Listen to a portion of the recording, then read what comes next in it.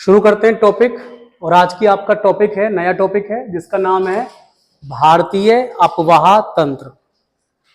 क्या होता है भारतीय अफवाह तंत्र? तो इसकी एक सिंपल सी और सामान्य सी परिभाषा होगी, जल मार्गों का जाल। किसका जाल? जल मार्गों का जो जाल है,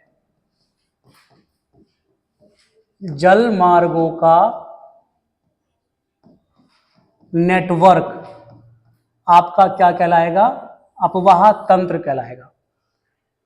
अब देखिए इसमें जो जलमार्ग है, तो मैं आपको बता दूं, प्राकृतिक जलमार्ग में जो चीज शामिल की जाती है, प्राकृतिक जलमार्ग, वो आपका हो गया नदियां। क्या हो गया?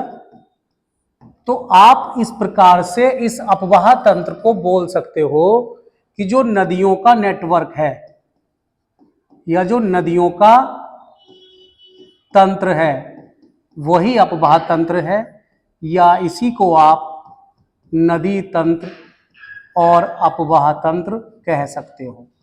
तो नदी तंत्र या अफवाह तंत्र एक ही बात हो गई, ये आप समझिएगा।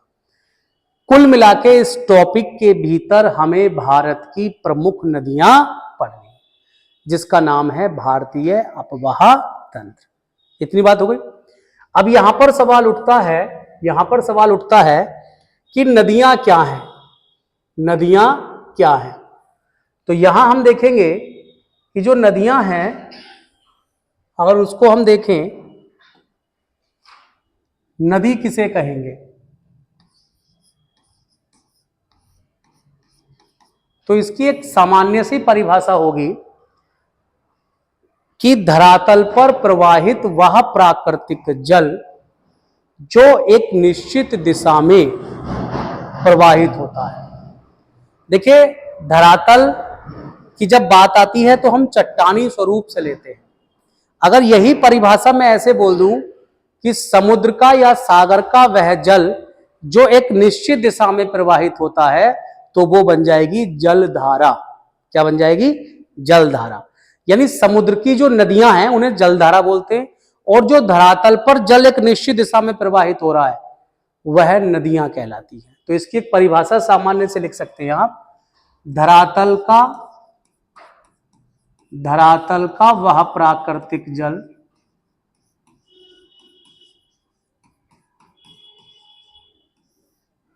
धरातल का वह प्राकृतिक जल जो एक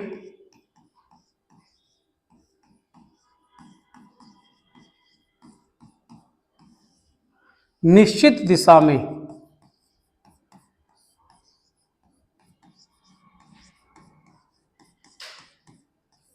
प्रवाहित होता है और उस जल का एक प्रारंभिक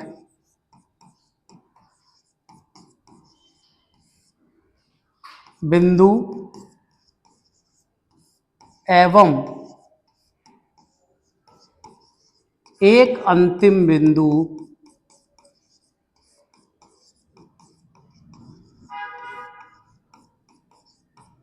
होता है, नदी कहलाती है।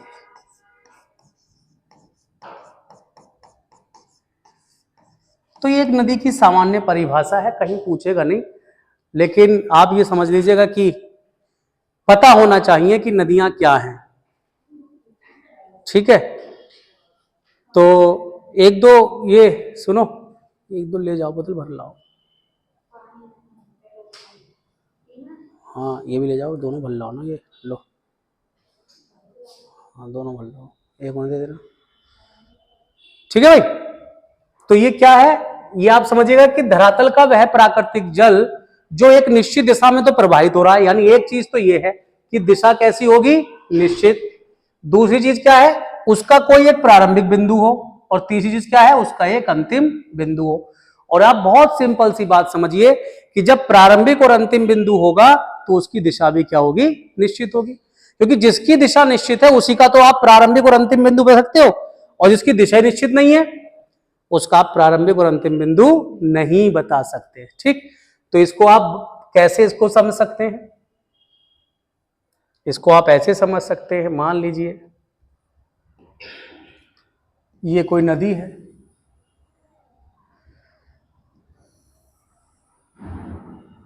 ये हमने कोई नदी बताई, तो सबसे पहली चीज तो आप एक एरो लगाएंगे। एरो किस बात का? जो इसकी दिशा को बता रहा है, जो इसकी किसको बता रहा है? दिशा को, कि इसकी दिशा जो है वो किस ओर से किस ओर है? इस ओर से इस ओर इसकी दिशा है। दूसरा, इसमें एक प्रारंभिक बिंदु होगा इसका, और इसका एक अंतिम बिंदु होगा। ये इसका हो गया प्रारंभिक बिंदु,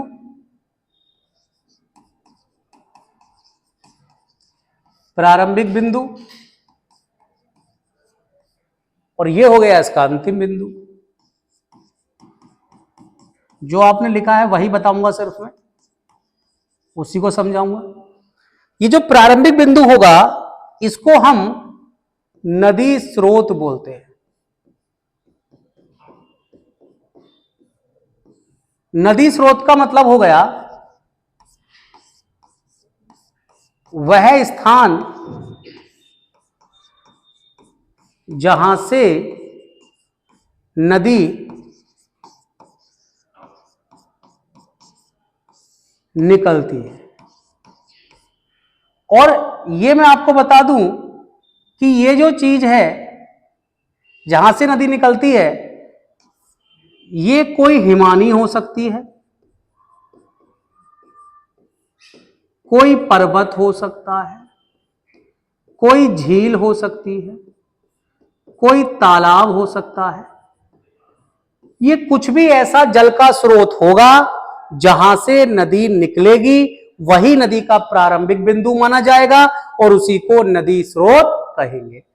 और जो अंतिम बिंदु है, अंतिम बिंदु दो रूपों में हमें देखने को मिलता है। नदी का अंतिम बिंदु दो रूपों में हमें देखने को मिलता है। एक को तो हम कहेंगे संगम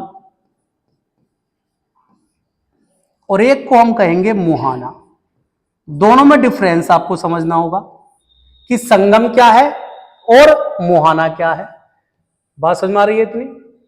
यहां तक बात क्लियर है कि संगम क्या है और मुहाना क्या है।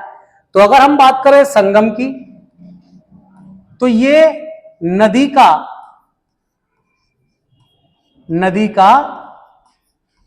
में मिलन बिंदु होगा, मिलन स्थल होगा। यानी जहां पर कोई एक नदी किसी दूसरी नदी में जाकर मिलकर समाप्त होती है, उसे नदी संगम कहा जाता है। बात समझ आ गई? और मुहाना जो होगा, ये होगा नदी का किसी सागर, झील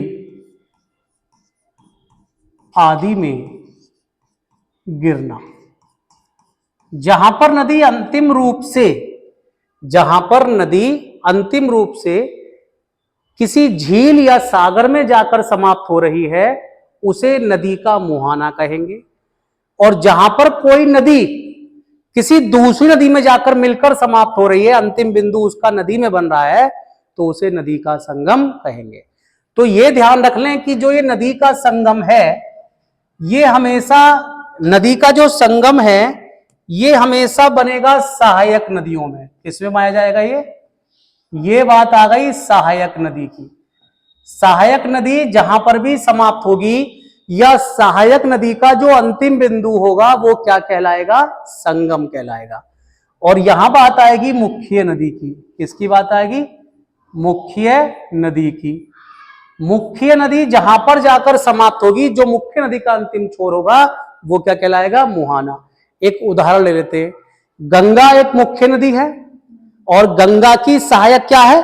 यमुना। यमुना गंगा की सहायक नदी है। तो यमुना का अंतिम छोर कहां पर है? प्रयागराज, इलाहाबाद में गंगा में जाकर मिल जाती है। लेकिन गंगा का अंतिम छोर कहां है? बंगाल की खाड़ी में। समुद्र हो गया, सागर का भाग हो गया, खाड़ी हो गई, झील हो गई, तट हो गया, सागर के बहुत सारे भाग होते हैं। तो कहने का मतलब यह है कि आप इतनी बात समझिए कि मुहाना में और संगम में क्या डिफरेंस है। इतनी बात समझ में आ गई? बनाइए, जरा पानी पी लें, फिर आपको आगे बताते हैं, आगे लेके चलते हैं। तो ये हमने समझा नदी क्या होती है।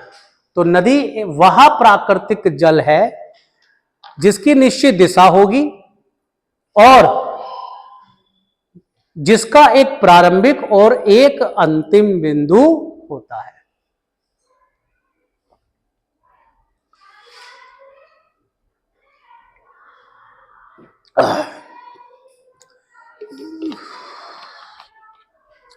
अब ध्यान दें आगे। अब देखिए, मुख्य नदी हमने पढ़ी। अब इसके आगे मैं आपको बताता हूं,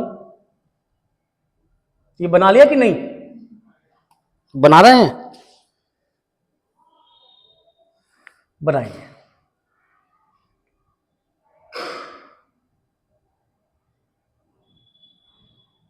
ये आप बनाइए आराम से, और हम आगे हेडिंग की बात करते हैं। अगला हेडिंग हम बनाते हैं, इसमें नदी से रिलेटेड चीज दूसरी, सहायक नदी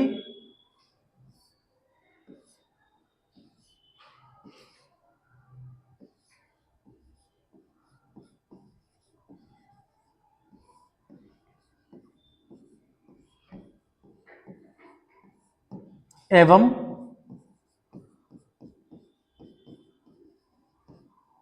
वितरिका। सहायक नदी एवं वितरिका। देखिए, नदी की पहली क्लास है, इंट्रोडक्शन क्लास है, तो इसमें नदी की बेसिक चीज मैं आपको बता रहा हूं, फिर नदियां भी शुरू करेंगे। तो इसमें दो चीजें निकल कर आई। सहायक नदी क्या होगी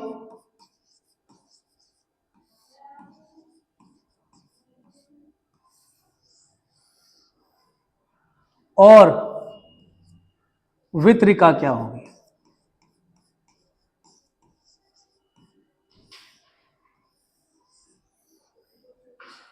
इन दोनों में क्या डिफरेंस है? तो हम यहां लिख सकते हैं, वह नदी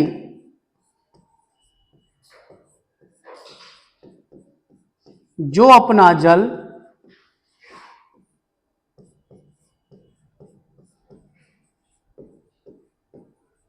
मुख्य नदी में लाती है, सहायक नदी कहलाएगी। और वितरिका क्या है? वह नदी जो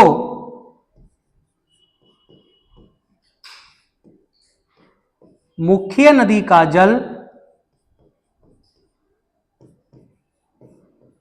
किसी दूसरी दिशा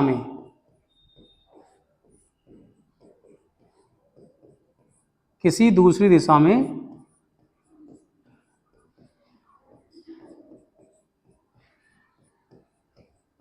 ले जाती है, क्या कहलाती है? वितरिका कहलाती है। इसको भी एक रेखा चित्र के द्वारा समझते हैं, बनाते हैं। आप लिख लीजिएगा आराम से, ये क्या डिफरेंस है, फिर मैं आपको समझाता हूं। देखिए कैसे।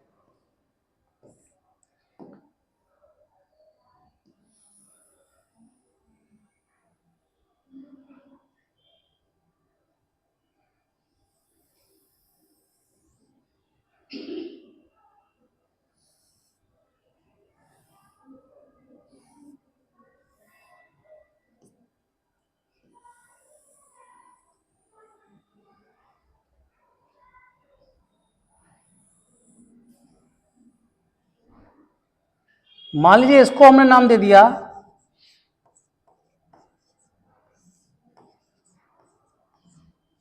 ये मुख्य नदी है, और मुख्य नदी में भी हमने इसको मान लिया क्या? गंगा। एक मिनट के लिए मान लीजिए गंगा है। अब देखिए, हमने यहां पढ़ना है वितरिका क्या होती है और सहायक नदी क्या होती है।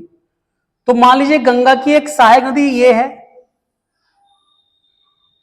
ये नदी आई और नदी आकर कहां मिल गई है? गंगा में। और इस नदी का हमने नाम दे दिया क्या? यमुना।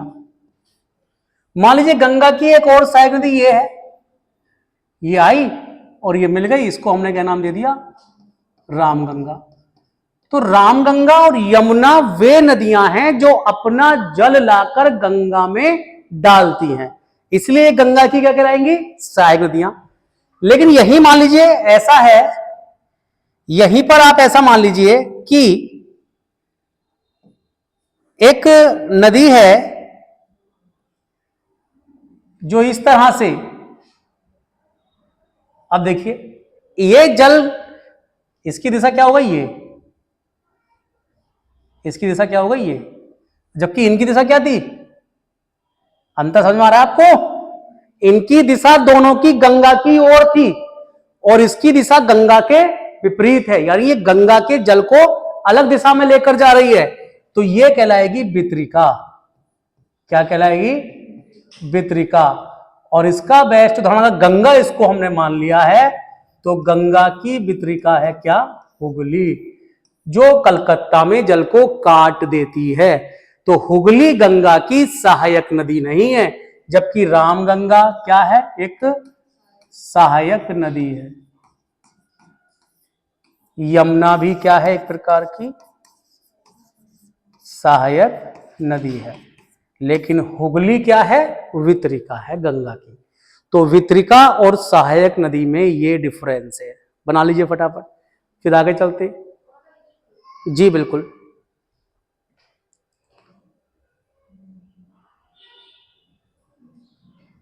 इसको उतारिएगा, सहायक नदी और वितरिका में क्या डिफरेंस है।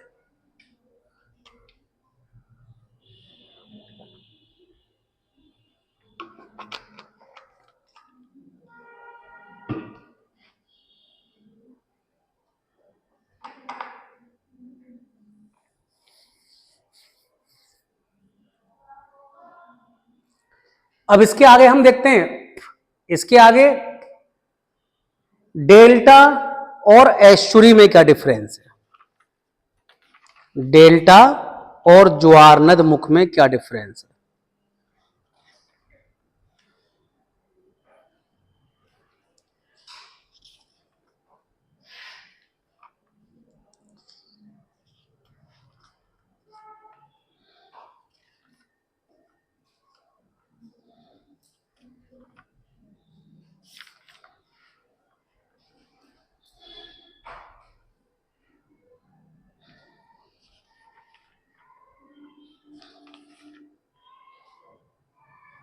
आगे बढ़े, चलिए।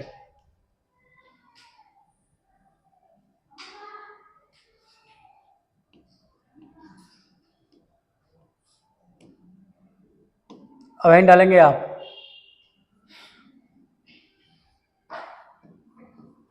डेल्टा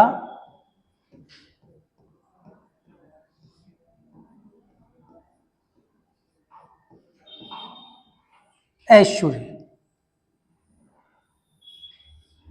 डेल्टा और एस्चुरी, ये दोनों क्या चीज हैं, पहले लिख लेते हैं, फिर उसके बाद इसको भी हम समझाने का प्रयास करेंगे।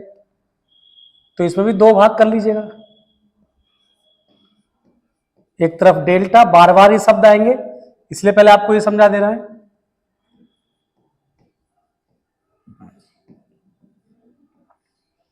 एस्चुरी को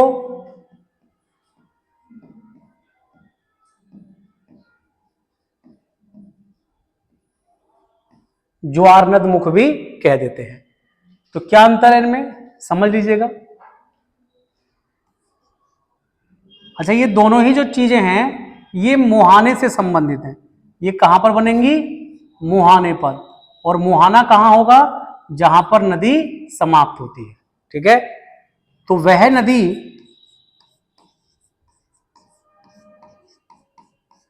जो मैदानी भागों से वह नदी जो मैदानी भागों से बहती है और मैदान का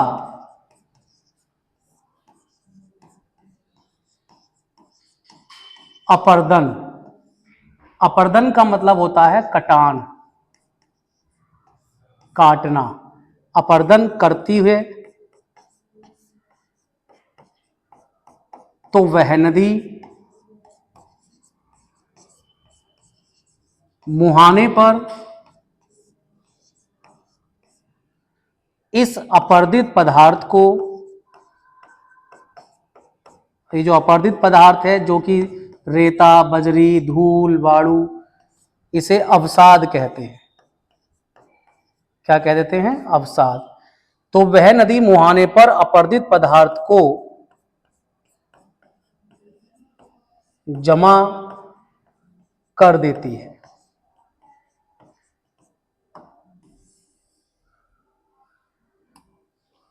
इसी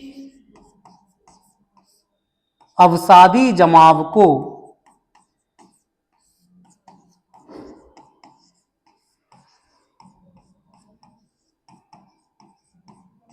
डेल्टा कहा जाता है। डेल्टा कहा जाता है। जबकि एस्चुरी में क्या लिख सकते हैं आप? वह नदी जो पर्वतीय ढाल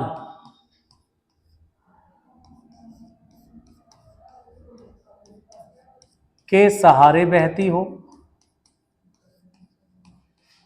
दूसरा, अवसाद ना हो और उसकी गति, बहने की गति तीव्र हो, तो वह नदी मुहाने पर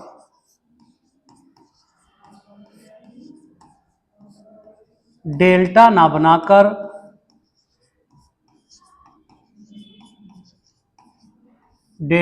बनाकर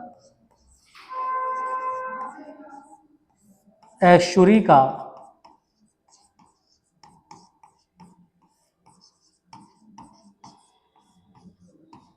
निर्माण करती है। यानी दोनों में एक कॉमन बात है कि चाहे कोई नदी डेल्टा बनाए, चाहे कोई नदी एस्चुरी बनाए, वो कहां पर बनाएगी? मुहाने पर। मुहाना मतलब जहां पर वह नदी समुद्र में गिर रही है। अब दोनों में डिफरेंस मैं आपको और बताता हूं, फिर मैं चित्र के द्वारा बता दूंगा। आपने क्या लिखा है? आप सबसे पहले डेल्टा समझिए। जब भी कोई नदी किसी मैदानी भाग से बहती है, तो मैदानी भाग से जब नदी बहेगी तो पानी में एक नेचुरल गुण है कि वो जिस स्थान से बहेगा उस स्थान का कटान करेगा।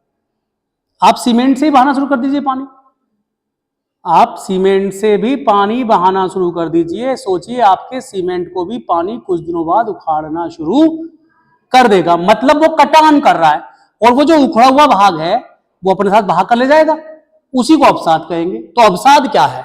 अवसाद का मतलब हो गया, ये जो अवसाद आपने सब लिखा है, इसका मतलब हो गया कि जल में जो मटेरियल है, धूल हो सकती है, बालू, रेता, बजरी, पत्थर, कुछ भी हो सकता है, वो जो है वो अवसाद कहलाएगा। अब सोचिए वो नदी जब समुद्र में जाकर बहेगी, गिरेगी, तो समुद्र में गिरने के दौरान जो उनका समुद्र का और नदी का मिलन स्थल होगा, वहां पर ये बालू, रेता जमना शुरू हो जाएगा और ये एक स्थल जैसी स्थिति बन जाएगी।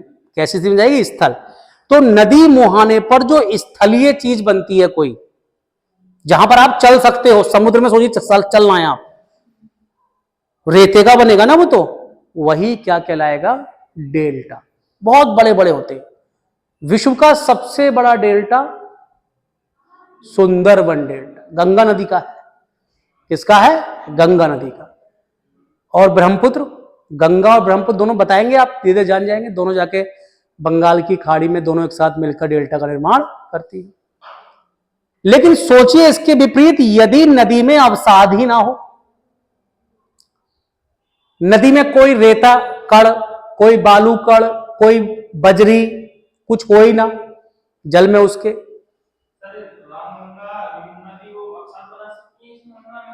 नहीं देखिए, रामगंगा और यमुना भी अवसाद बना सकती हैं। यही वजह है कि जहां पर ये मिलेंगी वहां पर गहराई कम होगी, जहां पर ये मिलेंगी वहां पर गहराई कम होगी तुलनात्मक रूप में बहने के, क्योंकि जहां बह रही है वहां तो कटान कर रही है, तो कटान कर रही है तो गहराई कर रही होंगी ना, उसको काट रही होंगी। लेकिन जहां पर आकर ये रुक गई, मान लीजिए ये गंगा है, ये यमुना आ रही है, अब ये यहां का टुकी मिल गई इससे, तो इसके साथ का जो अपसाद है वो यहां पर जमना शुरू हो जाएगा। तो तुलनात्मक रूप में यहां जहां पर भी दो नदियों का मिलन स्थल होगा वहां पर आपको रेता होता सब ऊपर को दिखाई देगा। कभी आप त्रिवेणी गए हैं, ये इलाहाबाद नहीं गए, तो कभी आप जाके देखिएगा, यहां पर भी मैं गया हूं यहां पर, तो देखिएगा कि जहां पर साफ दिखाई देगा यमुना का पानी तुलनात्मक रूप में थोड़ा काला है और गंगा का पानी थोड़ा पीला है। तो गंगा ऐसे आ रही है, यमुना ऐसे आ रही है, और दोनों मिलकर फिर आगे गंगा चली जाती है, यमुना यहीं खत्म हो जाती है। तो जहां पर दोनों मिल रही है ये वहां साफ दिखाई देगा, और नाव से घुमाते हैं वो आपको पूरा बैठा के, और आप रेता उठा सकते हैं हाथ में से सामान्य स्थिति में। मैं बाढ़ की स्थिति की बात नहीं कर रहा हूं, क्योंकि बाढ़ की स्थिति में तो बंदी हो जाएगी वो चीजें, भाई बाढ़ तो बाढ़ ही है, वहां तो बंदी होता है, वो तो बाढ़ आती तो पूरा त्रिवेणी डूब जाता है, वहां तो मतलब ही नहीं। लेकिन एक सामान्य स्थिति की बात मैं कर रहा हूं, अभी कुंभ लग रहा है, तो अभी कुंभ कहां, त्रिवेणी में स्नान कर रहे हैं सब, तो वहीं रेते में स्नान कर रहे हैं सब, तो गहराई कम हो गई, रेत से टापू बन गया वहां पे। लेकिन उसको हम डेल्टा नहीं कहेंगे। डेल्टा कब कहेंगे? जब वो रेत नीचे ना आकर पानी के ऊपर आ जाए। पॉइंट समझ में आ रहा है? जब वो रेत आपने मुझसे पूछा कि सर यमुना डेल्टा बना सकती है, तो मैं कहूंगा नहीं, जहां पर संगम होगा वहां डेल्टा नहीं बनेगा। यानी जो नदी संगम बनाएगी वो डेल्टा का निर्माण नहीं करेगी। हां, अवसादीकरण होगा, अवसाद जमा होंगे, लेकिन वहां पर यमुना की या गंगा की मिलन स्थल की जगह की गहराई भले से कम हो जाएगी, लेकिन डेल्टा नहीं है, वो ऊपर नहीं आ रहा। अब किसी समुद्र में आप जाके देखें जहां पर कोई नदी गिर रही है, तो वहां पर आप देखेंगे दूर तक एक रेते का मैदान सा बन गया है, वो डेल्टा है समुद्र के ऊपर। ठीक, सुंदरवन का डेल्टा ऐसे ही आपको दिखाई देगा। ठीक है, अब ठीक इसके विपरीत जो नदी मैदानों से बहे ही ना, वो पत्थर से बह रही है, पहाड़ों से, तो पहाड़ से बहेगी तो उसको ढाल मिलेगा स्लोप बहने का, और उस ढाल के सहारे वो तेज आएगी, गति तेज हो जाएगी उसकी। सेकंड, चूंकि वो मैदान से ना बहकर पत्थर से पहाड़ से बह रही है, पहाड़ की चट्टान मैदान की तुलना में कठोर है, जिसका कटान करना भी कठिन है। वहां से थोड़ी ना मैदान की तरह से कटान होगा आसानी से। तो वो नदी जब तेजी से बहते हुए समुद्र में गिरेगी तो समुद्र के जल को पीछे धकेल देगी, बिल्कुल ऐसे जैसे आपने अपने गांव देहात में बोरिंग में से 3 इंची बोरिंग में से पानी निकलते हुए देखा होगा, और वो पानी की एक जलाशय छोटी सी होदिया बना दी जाती है, और उस होदिया में जब वो पानी गिर रहा होता है 3 इंची का 4 इंची का पानी धार के साथ, तो धार जहां पानी में गिर रही होती है वहां का पानी पीछे को हट रहा होता है। हो रहा होता है, नहीं हो रहा होता है? घर में भी प्रैक्टिकल करके देखते हैं, पानी के टब में एक गिलास से थोड़ी ऊंचाई से पानी फेंकना, जब नीचे पानी टकराएगा टब के पानी से, तो पानी के टकराने के बाद वो टब का पानी थोड़ा सा पीछे को गड्ढा जैसा दिखाई देगा उस पर्टिकुलर जगह में।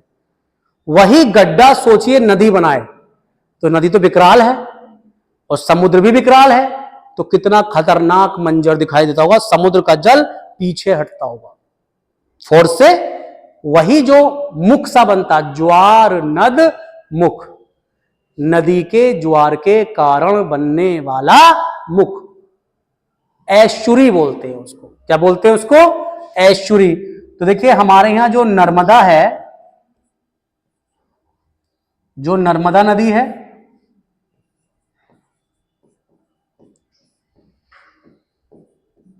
और जो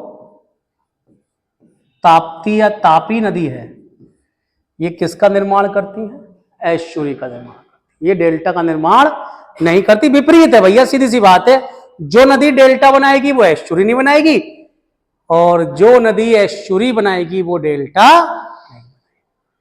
ठीक है, तो ये आप समझ में आ गई, इसका समझ में आ गया मतलब क्या है। चलिए आगे बढ़ते, चित्र बनाने की जरूरत तो नहीं है अब, हाँ समझ में आ जाना चाहिए आपके। अब ऐसे ही इसमें एक चीज देख लेते हैं,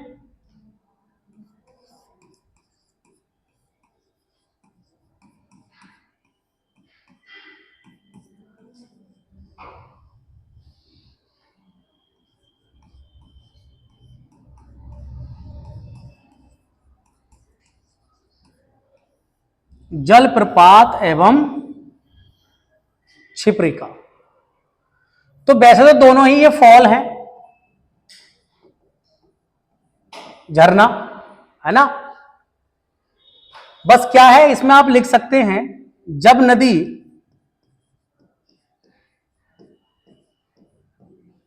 किसी पर्वतीय मार्ग से होकर बहती है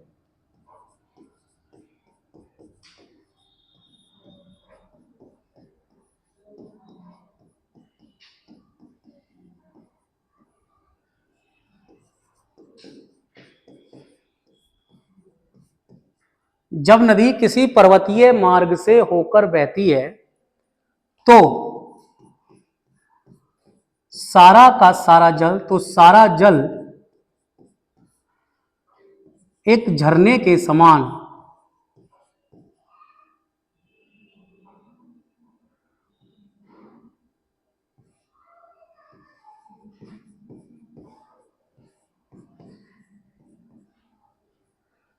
तो सारा जल एक झरने के समान पर्वत से गिरता हुआ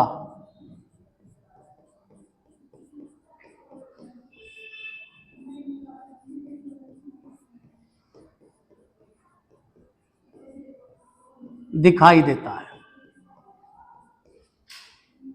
जिसे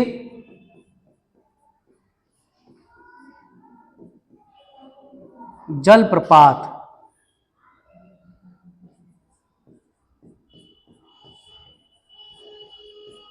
कहते हैं,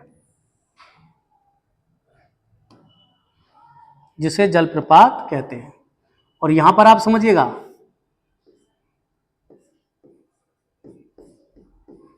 क्षिप्रिका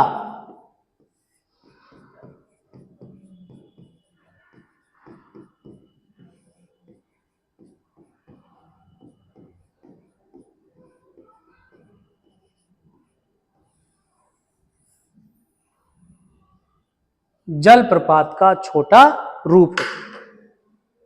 क्षिप्रिका जो है वो जलप्रपात का छोटा रूप है। आ रही है इसको।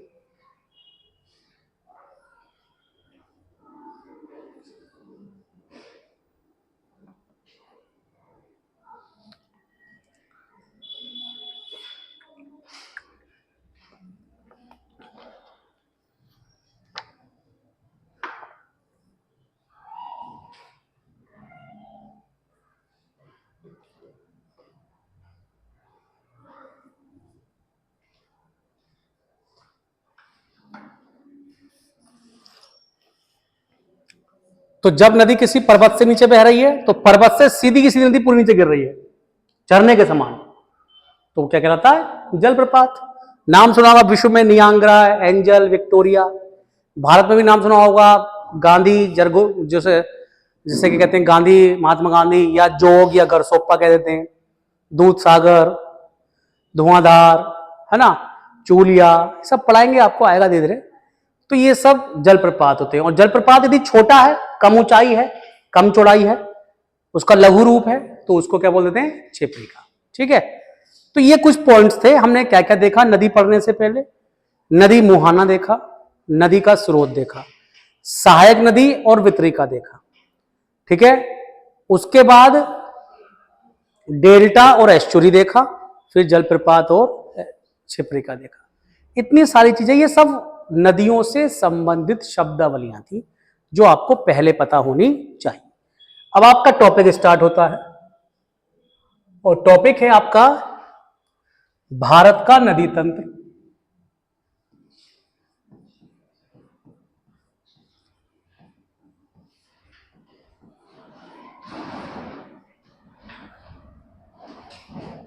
तो भारत का नदी तंत्र को हम दो भागों में बांट कर पढ़ते हैं। एक को कहते हैं हम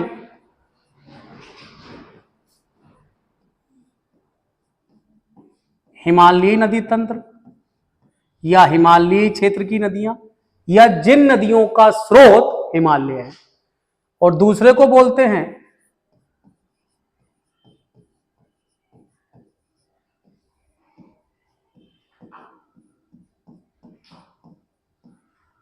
प्रायद्वीपीय नदी तंत्र। पहले इंट्रोडक्शन इसमें लिख सकते हैं, वे नदियां शामिल की जाती हैं इस भाग में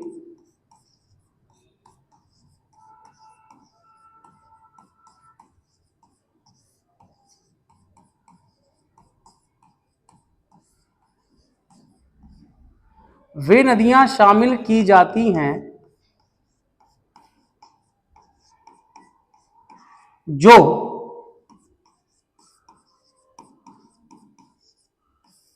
हिमालयी क्षेत्र से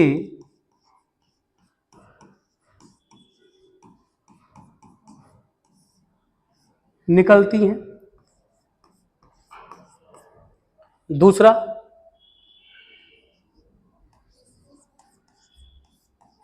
इस भाग में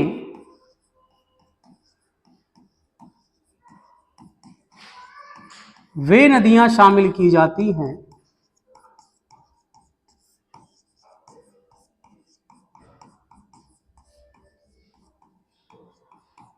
जो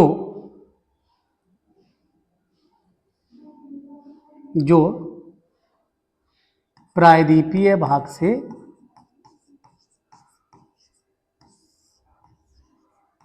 प्रायद्वीपीय कैसा भाग है? पठारी। प्रायद्वीपीय पठारी लिख दीजिए पूरा, प्रायद्वीपीय पठारी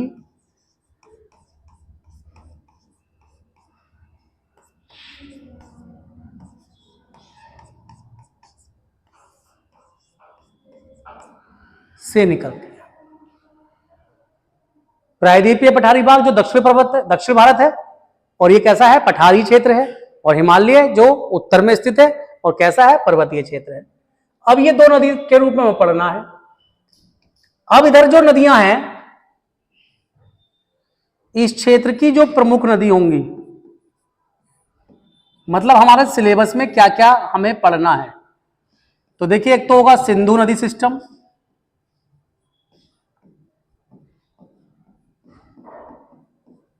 मतलब सिंधु और उसकी सहायक नदियां। दूसरा,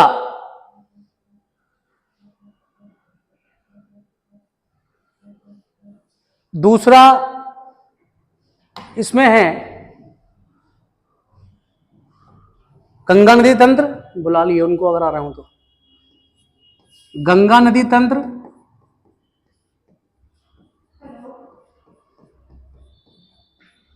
तीसरा है, अब गंगा के साथ यमुना भी होगा, है ना, पूरा जुड़ जाएगा। तीसरा है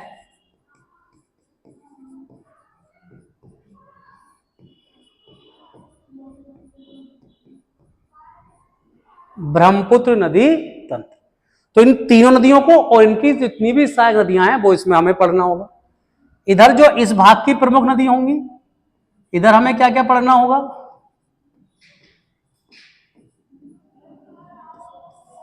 गोदावरी नदी तंत्र,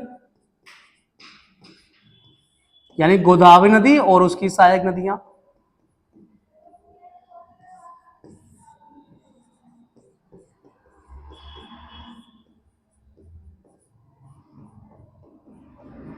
कृष्णा नदी तंत्र,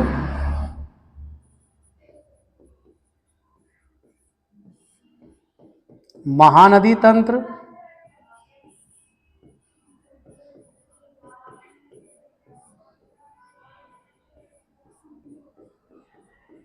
कावेरी नदी तंत्र, और भी बहुत सारी नदियां हैं, सब पढ़ेंगे डिटेल से। नर्मदा, ताप्ती,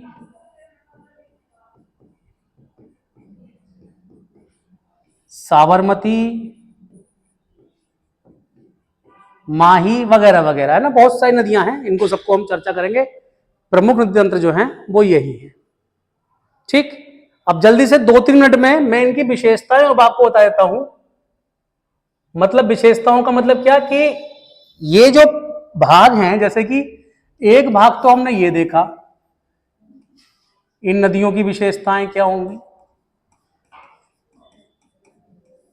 और एक भाग हमने ये देखा इन नदियों की सामूहिक विशेषताएं क्या हो। तो मैं शॉर्ट में बोल भी रहा हूं और समझा भी रहा हूं। तो देखिए, जैसे सबसे बड़ी विशेषता इस भाग में है, ये जो नदियां होंगी ये कैसी होंगी, सदा नीरा नदियां होंगी। सदा नीरा नदियों का मतलब क्या हो गया, सदा नीर, सदा मतलब हमेशा, नीर मतलब जल। जिन नदियों में सदैव जल होगा, यानी ये वर्ष भर नदी जल को बहाने वाली नदियां होंगी। और ये जो नदियां होंगी इनकी विशेषता होगी, ये ऋतुनिष्ठ होंगी। ऋतुनिष्ठ मतलब वही ऋतुओं पर निर्भर, ऋतु का मतलब वर्षा, ये वर्षा पर निर्भर होंगी। लिख सकते हैं इनके ब्रैकेट में, वर्षा पर निर्भर। इसमें केवल एकमात्र जो अपवाद नदी है वो ये है, कावेरी। कावेरी ही नदी वर्ष भर बहती है। उसकी वजह यह है, इसको दो मानसून मिल जाते हैं, आता हुआ मानसून जून जुलाई वाला, और जाता हुआ मानसून नवंबर दिसंबर वाला जो अब जा रहा है। तमिलनाडु में पड़ती है ये। तो कहने का मतलब यह है कि एक 6 महीने तो इसकी वजह से हरी भरी रहती है और अगले 6 महीने उसकी वजह से हरी भरी रहती है। तो अपवाद एक केवल यही है जो वर्ष भर बहती है वहां पर, ठीक है। दूसरा,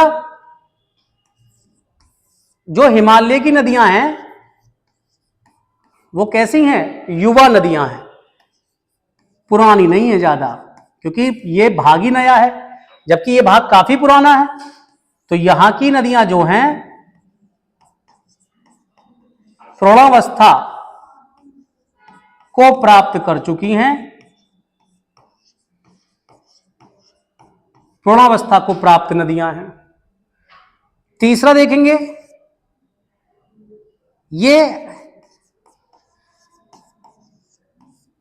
अधिक लंबी हैं। अधिक लंबी क्यों है, क्योंकि इनका जो स्रोत है वो समुद्र से काफी दूर है, जबकि इनका जहां से ही निकलती है वहीं पास में क्या है, समुद्र है। साउथ इंडिया में समुद्र है सारा, तो इनको ज्यादा लंबी दूरी तय करनी नहीं पड़ती। तो ये कम लंबी नदियां हैं, इनकी लंबाई तुलनात्मक रूप में कम है। तीसरा देखिएगा इधर, चौथा, ये इनका जो वेग भी है वो कैसा है, तीव्र है। पहाड़ी रास्तों से आती हैं तो चाल जो है इनकी ढाल मिल जाता है इनको, जिस वजह से ये एक गति को प्राप्त कर लेती हैं, जबकि ये ऐसा नहीं है इनके साथ। कम वेग वाली नदियां हैं, कम वेग वाली नदियां हैं। इधर देख लेंगे अगला पॉइंट। अगला पॉइंट अगर इधर देखें तो विसर्पण का निर्माण करती हैं।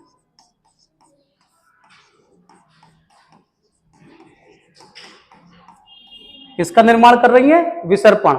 विसर्पण क्या होता है, ये देखिए, ये नदी की चाल ये ऐसे, ये यानी जो ये सांप के जैसी जो चाल होती है ये क्या कहलाती है, विसर्पण। जबकि इधर की नदियां बेचारी सीधी सादी हैं, सीधा सीधा चलती हैं, मतलब विसर्पण का निर्माण नहीं करती। विसर्पण का निर्माण नहीं करती। ये सारे पॉइंट्स आप उतारिएगा इनको, ठीक है। और एक बात और ध्यान रख लीजिएगा, हिमालय की कोई भी नदी एस्चुरी का निर्माण नहीं करती है, क्योंकि उसको प्रॉपर एक मैदान मिलता है, कटान मिलता है, और वो प्रॉपर डेल्टा का ही निर्माण करती है। जबकि प्रायद्वीपीय नदियों में कुछ नदियां एस्चुरी बनाती हैं तो कुछ नदियां डेल्टा बनाती हैं। तो ये कुछ विशेषताएं हमने आपको नदियों की बता दी। आज की जो पहली क्लास थी वो नदियों का इंट्रोडक्शन का पार्ट था। कल से हम नदी पढ़ेंगे, यानी पहले पढ़ेंगे कल हम सिंधु नदी तंत्र, और समय मिल गया तो गंगा को भी समाप्त करेंगे, ठीक है। चलिए कल मिलते हैं।